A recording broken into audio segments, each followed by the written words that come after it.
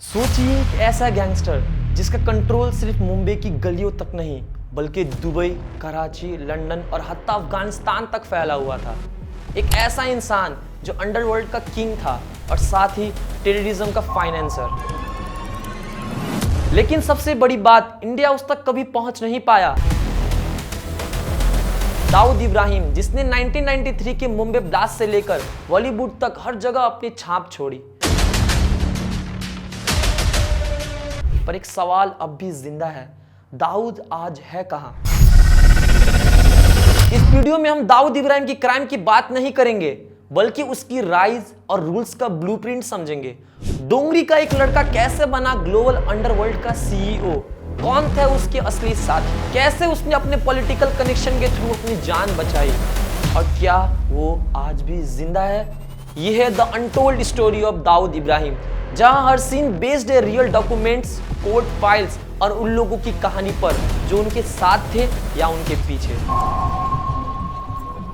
दाऊद इब्राहिम का असली नाम है दाऊद इब्राहिम कासकर। उसका जन्म 26 दिसंबर 1955 के महाराष्ट्र के एक छोटे से गांव में हुआ था। उस गांव का नाम खेत था। लेकिन असली कहानी स्टार्ट होती है मुंबई की डोंगरी से, एक ऐसा एरिया जहां गरीबी, भीड़ भाड़ और क्राइम आम बात थी। उसके वालिद इब्राहिम कासकर मुंबई पुलिस में हवलदार थे और माँ आमिना घर संभालती थी। दाऊद 11 भाई बहनों में सबसे छोटा था। इतने बड़े परिवार में बड़े संघर्ष होती थी। डोंगरी का माहौल उसके कैरेक्टर को शेप करता था। यहाँ की गलियों में सर्वाइवल के लिए कुछ भी करना पड़ता था। दाऊद जिद्दी, तेज दिमागी और फेयरलेस लड़का था। स्कूल उसने अहमद सलूर हाई स्कूल से शुरू किया, लेकिन ज्यादा दिन नहीं चला। उसने पढ़ाई छोड़कर असली स्कूल डोंगरी की एक गली में बनाया। यहाँ से शुरू होती है उसकी दोस्ती उसके बड़े भाई साबिर कासकर के साथ, जिनके साथ उसने छोटी छोटी चोरियां और स्मगलिंग करना शुरू की। ये दोनों मिलकर बनाया एक छोटा सा गैंग जिसका नाम था द यंग डी ग्रुप। वहां उसने सीखा कैसे छोटी मोटी चोरियां करनी है, कैसे स्मगलिंग का बिजनेस चलाना है और कैसे अपने दुश्मनों को निपटाना है। उसके आसपास बड़े बड़े गैंगस्टर जैसे हाजी मस्तान और करीम लाला उसके लिए इंस्पिरेशन थे। लेकिन सबसे बड़ा असर उसके बड़े भाई साबिर कासकर का था। दोनों ने मिलकर क्राइम की दुनिया में पहला कदम रखा और छोटी सी गैंग बनाई। धीरे धीरे दाऊद का नाम अंडरवर्ल्ड में फैलने लगा। दाऊद और साबिर की शुरुआत हुई थी छोटी मोटी चोरियों और चीटिंग से, लेकिन जल्दी उन्होंने समझा कि असली पैसा ऑर्गेनाइज क्राइम में है। दाऊद ने अपनी छोटी सी गैंग बनाई और राइवल पठान गैंग से टक्कर लेना शुरू किया। 1981 में साबिर का मर्डर हुआ, जो दाऊद के लिए एक बहुत बड़ा टर्निंग पॉइंट था। इस घटना के बाद दाऊद ने अपने दुश्मनों से बदला लेना स्टार्ट किया और पूरा कंट्रोल अपने हाथ में ले लिया।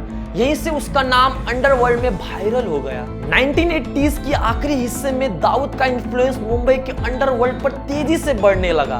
उसने अपनी गैंग को ऑर्गेनाइज किया और इलीगल बिजनेस में अपना हाथ घुसा दिया। शुरुआत उसने गोल्ड स्मगलिंग से की, जो एक बहुत बड़ा सोर्स था पैसे का। धीरे धीरे उसका नेटवर्क ड्रग ट्रैफिकिंग, एक्सटॉर्शन और सुपारी किलिंग तक फैल गया। दाऊद मसल पावर पे नहीं, अपने दिमाग और स्ट्रेटेजी पे काम करता था। वो अपने राइवल्स को या तो खत्म कर देता या उन्हें साइडलाइन कर देता। जब मुंबई में पुलिस और मीडिया का प्रेशर बढ़ा, दाऊद ने दुबई शिफ्ट करना शुरू किया, जहां उसने अपने डी ग्रुप को इंटरनेशनल लेवल पर चलाया। दाऊद की डी कंपनी सिर्फ एक गैंग नहीं थी बल्कि एक कॉर्पोरेट जैसी ऑर्गेनाइजेशन थी। दाऊद सीईओ था और उसके पास अपनी टीम में कुछ खास लोग थे। छोटा राजन पहले फाइनेंस और ग्राउंड ऑपरेशन देखता था। छोटा शकील इन्फोर्समेंट और टेररिस्ट एक्टिविटीज संभालता था और दाऊद के भाई एनिस इब्राहिम बॉलीवुड और रियल एस्टेट का काम देखता था। उनके ऑपरेशन बहुत डाइवर्सिफाइड थे। Gold smuggling, drug trafficking, builder से extortion, film financing, real estate और हवाला नेटवर्क। ये सिस्टम इतना पावरफुल था कि दाऊद के नेटवर्क ने पूरी दुनिया में अपना राज जमा लिया था। दाऊद इब्राहिम के सबसे बड़े इनफेमस केस है 1993 के बम्बई ब्लास्ट। 16 सीरियल ब्लास्ट ने पूरे शहर को हिलाकर रख दिया। 257 लोग मारे गए और हजारों जख्मी हुए। ये ब्लास्ट एलिजिडली दाऊद ने पाकिस्तान से टाइगर मेनून के जरिए प्लान कराया था। इस अटैक के बाद उसका नाम ऑफिशियली टेररिस्ट के लिस्ट में आ गया। इस केस में संजय दत्त का नाम भी आया, जिसमें दाऊद के लोग से आर्म्स का लिंक था। इसके अलावा दाऊद के नेटवर्क ने कई और केस किया। Drug trafficking, extortion, contract killings, जिसमें वो अपने पावर बढ़ाने के लिए यूज करता था। 1993 के ब्लास्ट के बाद दाऊद ने दुबई छोड़कर अपने बेस पाकिस्तान में बनाया, खासकर कराची के क्लिफ्टन एरिया में। वहां उसका सेफ हाउस था जहां से वो अपने ऑपरेशन चलाता था। दाऊद के पाकिस्तान के ISI के साथ गहरे रिश्ते थे, जिनके जरिए वो अपने टेररिस्ट फंडिंग और स्मगलिंग नेटवर्क को चलाता था। उसका नेटवर्क इंटरनेशनल था।